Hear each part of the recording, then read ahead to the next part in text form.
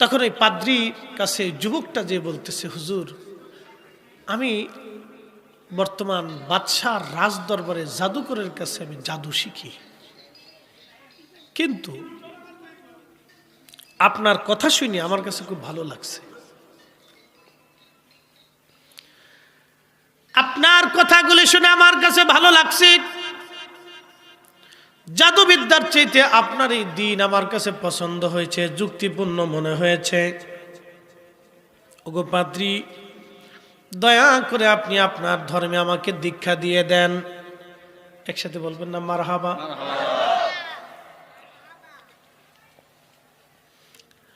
আমাদের কোন ছেলের ভিতরে, কোন যুবকের মধ্যে কখন ইসলাম ঢুকবে আমরা কেউ বলতে পারবো না। এমনও দেখা যায় নিকৃষ্ট একটা মদপায়ী ওয়াজ শোনার পরে ভালো হয়ে গেছে, হয় না ভাই? আমি একদিন মাগরিবের নামাজ পড়ে বসে রয়েছি বাসায়, কিতাব পড়তেছি, বৃষ্টির দিনে, হয়তো আষাঢ় শ্রাবণ, ওই সময় মাহফিল নাই, কম, বসে বসে কিতাব পড়তেছি। এক ভদ্রলোক ফোন দিয়ে বলল, হুজুর আমি এখনো এমন কোনো নিকৃষ্ট কাজ নাই জীবনে না করছি, এমনও নিকৃষ্ট কাজ নাই যে জীবনে আমি না করছি। আমি আজান শুনলে আমার শরীর জ্বলতো, আলেমুল আমার দেখলে আমি সহ্য করতে পারতাম না, আমার শরীরে জ্বালা ধরত।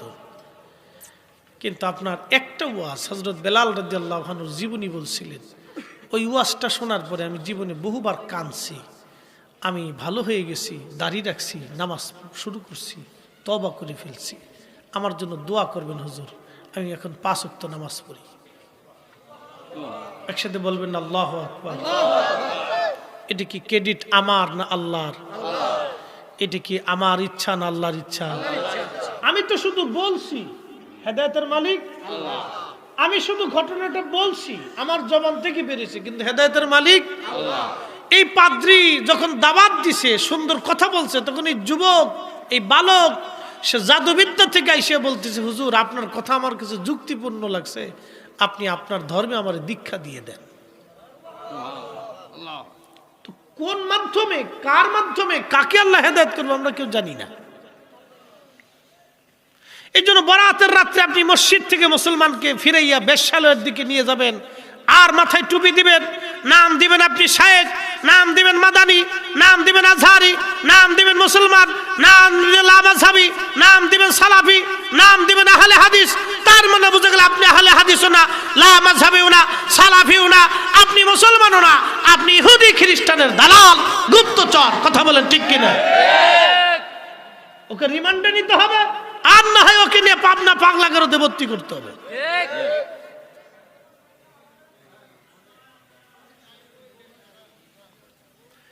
প্রিয় মুসলমান, খুব মনোযোগ দিয়ে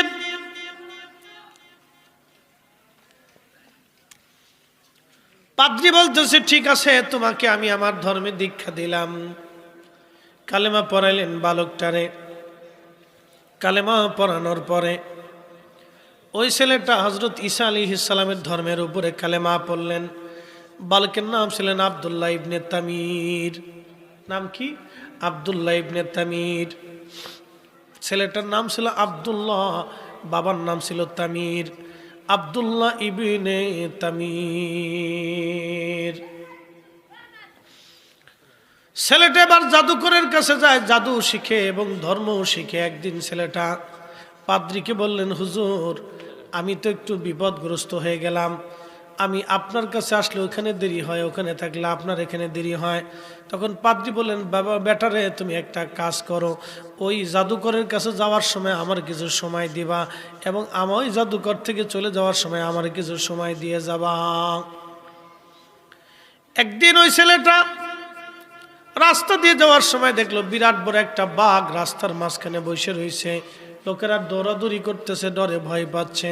তখন ওই বালকটা একটা পাথর হাতে নিয়ে বলল, ও আল্লাহ, এই পাদ্রীর ধর্মটা যদি তোমার সত্য হয়, তুমি রব যদি সত্যই হয়ে থাকো, তাহলে এই পাথরটা মারার কারণে বাঘটা যদি মরে যায়, তাহলে আমি বুঝবো তোমার কালেমা সত্য। এই কথা বলিয়া ওই বালকটা একটা পাথর হাতে নিয়ে বাঘের মাথা বরাবর মারল। বাঘের মাথায় মারার সঙ্গে সঙ্গে বাঘটা মরিয়া গেল। একবার জোরে বলেন মারহাবা।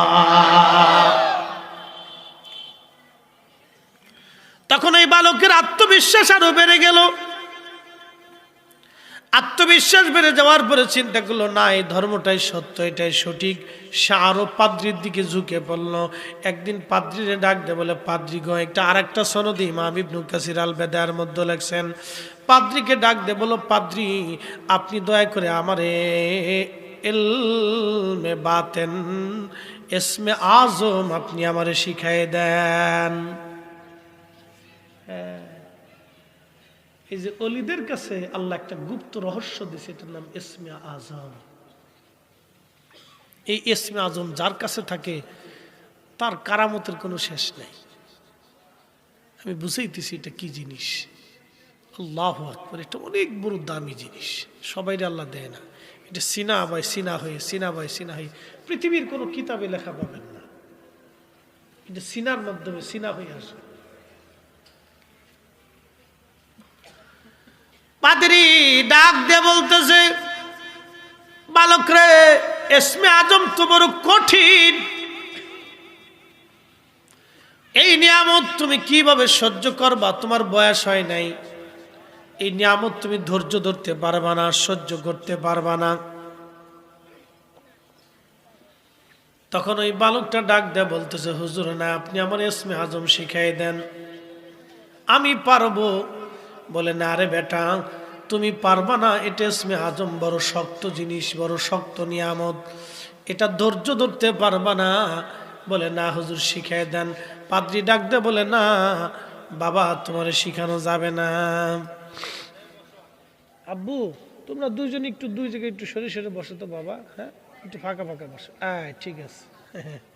কাছে বইলে খুব গল্প, পেটের ভিতরে যে কত গল্প আছে, আল্লাহু আকবার। আমরারও ওই দিন গেছে আর কি, গল্পের শেষ ছিল না। দুনিয়ার ইতিহাস আমি নাম দিছি বিবিসি নিউজ, ব্যাটারি ছাড়া, এ চলতেই থাকে, এই গল্পের কোনো শেষ নেই। তো যাই হোক, তারপরেও তো বাচ্চা সামনে এসে বসছে, আলহামদুলিল্লাহ বলেন না। ওরা তারপরেও কি সামনে বসছে, এটা আমাদের জন্য ভালো দিক। খুব মনোযোগ দিয়ে হাজারাতে আল্লাহর হাবিব ডাক দিয়ে বলতেছেন, উম্মতেরা রে, এবারে ছেলেটাকে হুজুর পাদ্রী ইসমে আজম শিখাইতে চাইলেন না, কিন্তু যুবকটা অত্যন্ত বিচক্ষণ ছিলেন। ওই বালকটা চিন্তা করলো, না, আমাকে ইসমে আজম শিখতেই হবে। তাওরাতে, জবুরে, ইনজিল শরীফে আল্লাহর যতগুলি গুণাবলী নাম ছিল সব জোগাড় করছে। এই সমস্ত নামগুলি জোগাড় করিয়ে একটা তীরের আগার মধ্যে প্রত্যেকটা নাম লেখছে, হাজার হাজার তীরের আগার মধ্যে, মাথার মধ্যে ছেলেটা আল্লাহ পাকের নাম লেখলেন। নামগুলি লিখিয়া আগুন জ্বালাইয়া ওই আগুনের মধ্যে তীরগুলি নিক্ষেপ করতে লাগলেন। সব তীর আগুনের মধ্যে চলে গেল, কিন্তু ইসমে আজম খচিত নামটা আগুন থেকে বারবার আগুন থেকে ফিরে চলে আসতে লাগলো। একবার জোরে বলা যাবে কি সুবহানাল্লাহ? ইসমে আজমটা, এই বরকতওয়ালা নামটা বারবার আগুন থেকে ফিরে চলে আসতে লাগলো। ইমাম ইবনে কাসির লিখলেন, হুজুর গাউসে বাকুতিনের কিতাবের মধ্যে লিখেছেন, এই নামটা ফিরে আসার পরে ছেলেটার নামটা নিয়ে পাদ্রীর কাছে এসে বলেন, হুজুর আমি ইসমে আজম পাইছি। পাদ্রী ডাক দিয়ে বলেন, বেটারে তুমি কি করে পাইলা? বলে, হুজুর প্রত্যেকটা নাম আমি তীরের ফলার মধ্যে লেখে আগুনে নিক্ষেপ করেছিলাম, সব নাম চলে গেল আগুনের মধ্যে, সব তীর পড়ে গেল, কিন্তু ইসমে আজম খচিত নামটা সেটা আগুনের ফলা থেকে, আগুন থেকে বারবার চলে আসলো, ফেরত আসলো। আমি তখনই বুঝছি এটা ইসমে আজম। পাদ্রী ডাক দিয়ে বলেন, বেটারে তুমি ইসমে আজম পাইছো, কিন্তু এটার যে একটা শক্তি আছে, এই শক্তি ধরে রাখার মতো সক্ষমতা তোমার নাই। আমার মন বলে তুমি বিপদগ্রস্ত হয়ে যাবা, যদি কখনো বিপদের মধ্যে পড়ে যাও, সাবধান, তুমি আমার নাম কিন্তু বলবা না। ওই ছেলেটা যখন ইসমে আজম পেয়ে গেল, ইসমে আজম পেয়ে যাওয়ার পরে আল্লাহু আকবার। আল্লাহর পক্ষ থেকে তার উপর আল্লাহর মদদ গেল। মুস্তাজাবাতুদ দাওয়া, অর্থাৎ সে যা বলতো আল্লাহ তাই কবুল করত। এই ক্ষেত্রে বুখারীর মধ্যে আসছে ইনসালানি লাউতিয়ান্নাহু, এই সমস্ত ওলিরা আল্লাহর কাছে যা চায় আমার আল্লাহ তাই দিয়ে দেয়, আমার আল্লাহ তাদেরকে ফেরত পাঠায় না। একবার জোরে বলা যাবে কি মারহাবা।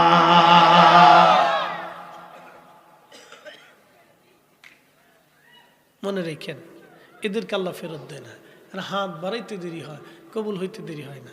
এই জন্য অনেক অলি যুবকরা আছে, অলিরা আছে যারা আল্লাহর কাছে কাঁদে। আপনারা মনে করেন যে আমাদের দুয়ায় আল্লাহ বৃষ্টি দেয় না। এই যে কয়দিন আগে বৃষ্টি হয়েছে, না চাইতেই পাইছেন। আর হামা কইলেন না, না চাইতে বৃষ্টি দিছে। কার জন্য দিলেন এটা আপনি জানেন না। জমিনে কিছু কুতুব আছে, আবদাল আছে, এদেরকে চিনা যায় না। জমিনে কিছু কুতুব আছে, আবদাল আছে, এদেরকে চিনা যায় না। এরা মানব জাতি থেকে বিচ্ছিন্ন থাকে, বুঝা যায় না। সে আপনার রাস্তার দিয়ে হেঁটে চলে যাচ্ছে, কিন্তু আপনি চিনবেন না। আপনি যখন রাত ভরে অকাম কুকাম করেন, তখন তারা সারা রাত্রে বসে বসে আল্লাহ আল্লাহ আল্লাহ আল্লাহ করে। তখন এরা কান্দে, আল্লাহ বৃষ্টি দাও, বৃষ্টি লাগবে। তখন আল্লাহর আকাশ থেকে বৃষ্টি আসে। আপনি ঘুমেতে উঠে দেখছেন আকাশ দিয়ে বৃষ্টি এসে পুকুর ভরে গেছে, কিন্তু বৃষ্টিতে কেন আসলো আপনি জানেন না। কেন যে বৃষ্টি আসলো আপনি বুঝবেন না। প্রিয় উপস্থিতি, গভীর মনোযোগ দিয়ে শুনিয়া যান কথাগুলি। কি জন্য যে বৃষ্টি আসলো আপনি জানলেন না, আপনিও জানলাম না, আমিও জানলাম না, আপনিও বুঝবেন না, আমিও বুঝলাম না। তখন এই পাদ্রী ডাক দিয়ে বলেন, বেটারে তুমি তো বিপদগ্রস্ত হবা, তুমি এর ওজন সহ্য করতে পারবা না। হাদিসের মধ্যে আসছে ওই যুবকটা আল্লাহ পাক তাকে এমন দোয়া, বরকতময় দোয়া দিয়ে দিলেন। সে যুবক আল্লাহর কাছে যা চাইতো আল্লাহ তাই দিত। বহু রোগী বিপদগ্রস্ত মানুষ তার কাছে যায়, বিভিন্ন মাকাসাতগুলি নিয়ে আসতে লাগলো।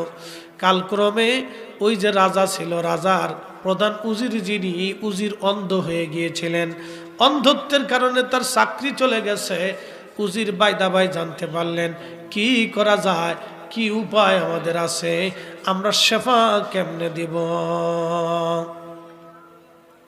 আচ্ছা, আমাদের তো 8টায় জামাত না? না না, মানে এমনিতে সব মসজিদে 8:30 না?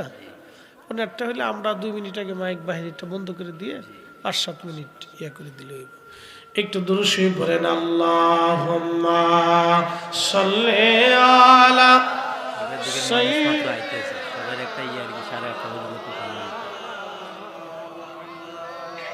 চেষ্টা করিস মাওলানা আমরা অধম গুনাহগার গো, নবী আপনি চিনলাম না,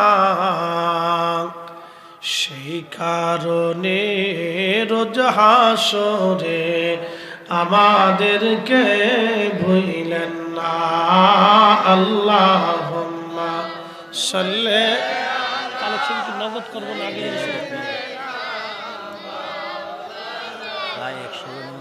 মুহাম্মাদ আহলা আলি সাইয়্যিদিনা।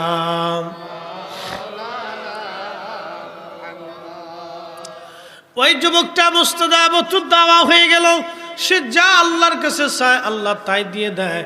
ওই যে উজির অন্ধ হয়ে গেছে, এই অন্ধ হয়ে যাওয়ার পরে উজির বেটা জানতে পারছে অমুক একটা যুবক আছে, তার নাম আব্দুল্লাহ ইবনে তামির, তার কাছে গেলে তার চোখ ভালো হবে। এই কথা শুনে উজির অন্ধ হয়ে আব্দুল্লাহ ইবনে তামিরের কাছে এসে বসলো। জিজ্ঞেস করে বলল, বালক রে, আমি শুনছি তুমি অন্ধকে চোখকে বলে ভালো করে দিতে পারো। আব্দুল্লাহ ইবনে তামির ডাক দেয়া বলল, উজির রে, চোখ ভালো করার মালিক আমি না, চোখ ভালো করার মালিক হলো আমার আল্লাহ। কে? কে? কে? তাহলে ওষুধ খান কে? ওষুধ হলো উসিলা। ডাক্তারের কাছে যান কেন? ডাক্তার হলো উসিলা। পীর ওলিদের কাছে যান কেন? তেনারা হলো উসিলা। প্রিয় উপস্থিতি, আব্দুল্লাহ ইবনে তামির ডাক দিয়ে বলতেছে, আসহাবুল উখদুদের বালক ডাক দিয়ে বলতেছে, ও উজির, চোখ ভালো করার মালিক আমি না, চোখ ভালো করার মালিক আমার আল্লাহ। আমি তোমার জন্য দোয়া করে দিতে পারি, তাহলে তুমি আমার জন্য দোয়া করো যাতে আমার চোখ ভালো হয়ে যায়। তখন ওই বালকটা ডাক দিয়ে বলল, উজির, আমি দোয়া করতে পারি, কিন্তু শর্ত হলো তোমার কালেমা পড়িয়ে মুসলমান হওয়া লাগবে। উজির বলল, হ্যাঁ, আমি কালেমা পড়ে মুসলমান হব, ঈসা আলাইহিস সালামের ধর্মের উপর আমি ঈমান আনবো। তখন কালেমা ছিল লা ইলাহা ইল্লাল্লাহ ঈসা রাসূলুল্লাহ। একবার জোরে বলা যাবে কি মারহাবা? ঈসা রূহুল্লাহ।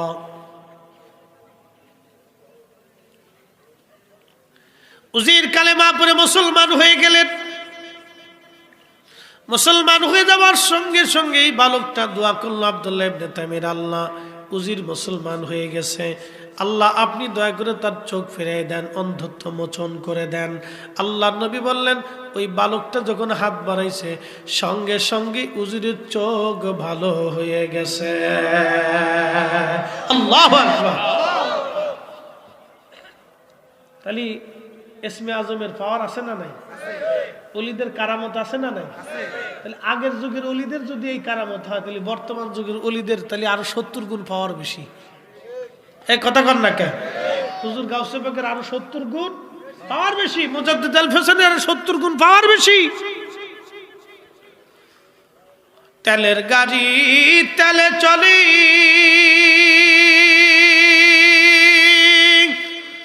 হাওয়ার গাড়ি হাওয়ায় উড়ে,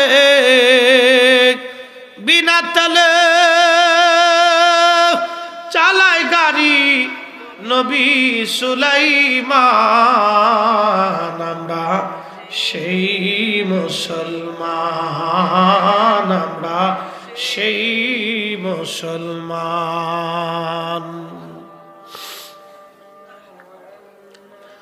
বন্ধুগণ আমার, খুবই মনোযোগ দিয়ে শুনিয়া যান। আচ্ছা, হযরত আব্দুল্লাহ ইবনে তামির রাহিমাহুল্লাহ যখন দোয়া করলেন, তখন ওই অন্ধ উজিরের চোখ ভালো হয়ে গেল। তার মানে ওয়াইন সালানি লামুতিয়ান্নাহু, আল্লাহর ওলিরা চাইতে দেরি হয়, আল্লাহ কবুল করতে দেরি করে না। এই জন্য অলি হওয়ার জন্য কোনো বয়স শর্ত নাই, যে কোনো মানুষকে আমার আল্লাহ তার বন্ধু বানায় নিতে পারে। এবার উজিরের চোখ যখন ভালো হয়ে গেল, উজির রাজ দরবারে চলে গেলেন। রাজাকে বললেন, রাজা তুমি আমার চাকরি ফিরে দাও। রাজা বলল, এরে উজির, তোমার চোখ কেমনে ভালো হলো? বলে, আমার আল্লাহ আমার চোখ ভালো করে দিয়েছে। একবার জোরে বলা যাবে কি সুবহানাল্লাহ? রাজা ডেকে বলতেছে, উজির, আমি ছাড়া তোমার আবার আল্লাহকে? বলে, না, তোমারও স্রষ্টা, আমারও স্রষ্টা, তামাম মুলকের মালিক যিনি, তিনি আমার আল্লাহ। এই আল্লাহ ছাড়া আর কোনো মালিক সৃষ্টিতে নাই। রাজা ডাক দিয়ে বলতেছে, উজির রে, এই বিদ্যা তুমি কার কাছ থেকে শিখছ? তুমি কি আমাকে প্রভু মানো না, খুদা মানো না? উজিরে ডাক দিয়ে বলল, না রে বাদশা, তোমারে খুদা মানি না, আমার খুদা, আমার মালিক, আমার আল্লাহ আমার চোখ ভালো করে দিয়েছে, আমি তাকেই মানি। বলে, উজির, এই বিদ্যা কোথা থেকে শিখছিস? বলে, আমি শিখছি আব্দুল্লাহ ইবনে তামির নামক এই বালকের কাছ থেকে। বলতেছে, বালকের বাড়ি কোন জায়গা? বলে, অমুক জায়গার ঠিকানা। যাকে তুমি জাদু বিদ্যা শিখাইতে পাঠাইছিলা, তখন বাদশা মনে করছে সে তো ভালোই জাদু শিখছে। ওই বালকরে ডাক দিলেন রাজ দরবারে। আব্দুল্লাহ ইবনে তামির উপস্থিত হলেন। রাজা জিজ্ঞেস করলেন, বালকরে, সুন্দর জাদু তুমি শিখছ, আমার উজিরের চোখ তো তুমি ভালোই ভালো করে দিয়েছ, জাদুবিদ্যায় তুমি পারদর্শী হইছ। বালক ডাক দেখে, বাচ্চারে, আমি চোখ ভালো করি নাই, চোখ ভালো করেছে আমার আল্লাহ। আমার আল্লাহ যিনি এক মালিক, আল্লাহ ছাড়া আর কোনো শরীক নাই। কুল হুয়াল্লাহু আহাদ আল্লাহুস সামাদ লাম ইয়ালিদ ওয়া লাম ইউলাদ ওয়া লাম ইয়াকুল লাহু কুফুয়ান আহাদ। নাস্তিকরা বলে যে আল্লাহ দেখি না, সে আল্লাহ মানি না। দেখেন নাস্তিকদের কথা, যে আল্লাহ দেখি না সে আল্লাহ মানি না। নাস্তিকরে জিজ্ঞেস করবেন, নাস্তিক তুমি তোমার নিজেকে দেখছো নি? বলে আমি যদি আমাকে না দেখলাম তাহলে আমার চেহারা, স্বাস্থ্য, এই সৌন্দর্য কে দেখলো? আসলে বডির মানুষ কি অরিজিনাল না ভিতরের মানুষটা অরিজিনাল? বডিটা পরে থাকবে, ভিতরের অরিজিনাল ফরিদিকে যখন আল্লাহ নিয়ে যাবে, এই কায়াটা পরে থাকবে, হাত থাকবে কিন্তু ক্ষমতা হবে না, চোখ থাকবে কিন্তু আলো থাকবে না, জবান থাকবে ভাষা থাকবে না, পা থাকবে চলার সক্ষমতা থাকবে না। ভিতরের মালিক ভিতরের জনকে যখন নিয়ে চলে যাবে, আল্লাহ বলছেন ইয়া আইয়াতুহান নাফসুল মুতমাইন্না তুরজিই ইলা রাব্বিকি রাদিয়াতাম মারদিয়া। হে নফসে মুতমাইন্না, প্রশান্ত আত্মা, তুমি আমি আল্লাহকে খুশি করছো, রাজি করছো, সন্তুষ্ট করছো, তুমি আমি আল্লাহর সন্তুষ্টির দিকে ফিরে চলে আসো। আল্লাহ আত্মাটাকে ডাক দিবেন, আত্মা আত্মা আত্মা। আলা ওয়াহিয়াল কাল, সেটা কাল। এই কালটা সূরা হাজের আয়াতের মধ্যে, আর সেটা বক্ষের ভিতরে থাকে। আবার কিছু পাগল আছে, তারা কবে এটা মাথায় থাকে। কাল কিন্তু মাথায় থাকে না, কাল থাকে বুকে। ওপেন হার্ট সার্জারি কি মাথায় হয় না বুকে হয়? হ্যাঁ, তাহলে কাল থাকে কোন জায়গায়? জোরে বলেন না, কোন জায়গা থাকে? এই আত্মা থাকে কোন জায়গা? বুকে। নবীজির সিনা শাক হয়েছে কোন জায়গা? মাথায় না বুকে? তা নবীজির সিনা শাক হয়েছে বুকে, তাহলে আত্মা থাকে, কাল থাকে বুকে।